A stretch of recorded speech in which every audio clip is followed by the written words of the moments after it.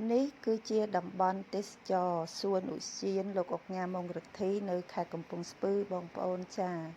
ជិះណូរីកំសាន្តតាមជួរភ្នំកយគុណមើលទេសភាពព្រៃព្រឹក្សាលតាវរអមដៃផ្ទះលំហែដូចគ្នាខ្យល់អាកាសល្អហើយក៏មិនភ្លេចការពារផ្ទៃមុខជាមួយនឹងឈុត make up ក្រុមហ៊ុន Queen Yosel បងប្អូនចាមុននឹងទៅនឹងបិទម៉ាស់មួយសិនផ្ដល់សំណើមដល់ផ្ទៃមុខលាបសេរ៉ូម sunscreen ការពារពន្លឺថ្ងៃនិងផាត់ជាមួយនឹងម្សៅផាត់ BB Cushion ចាបងប្អូន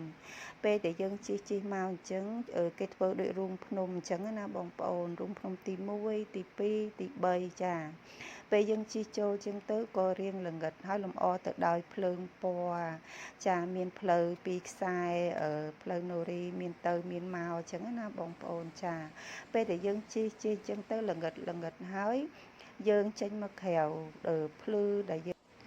ឃើញទេសភាពធម្មជាតិខៀវស្ងាត់តាមជើងភ្នំអញ្ចឹងណាបងប្អូនចា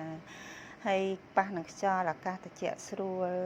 ធ្វើឲ្យយើងមានអារម្មណ៍ស្រស់ស្រាយរសាយពីទុក្ខកង្វល់មកពេលអញ្ចឹងណាបងប្អូននេះកន្លែងគេដាំបន្លែធម្មជាតិដល់បងប្អូនចា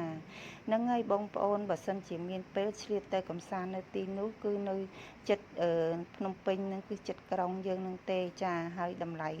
ធូរថ្លៃចាបងប្អូនមនុស្សចាស់មនុស្សធំម្នាក់តែ$5ឯងបងប្អូនហ្នឹងហើយបានខ្យល់អាកាសហ្នឹងហើយបងប្អូនប្លែកភ្នែកប្លែកអារម្មណ៍តាមជើងភ្នំអញ្ចឹងណាបងប្អូនចាហើយបើសិនជាបានមកប្រើជាមួយនឹងឈុត make up Queen Yosel ទៀតជួយការពារមុខយើងកុំឲ្យខ្មៅកុំឲ្យជាប់អីអញ្ចឹងណាបងប្អូនចាឆ្លៀតពេលទំនេរពីអ៊ុតសក់ផលិតជាវីដេអូជូនបងប្អូនទស្សនាកំសាន្តចានៅអ៊ុតសក់ធម្មតាអរគុណ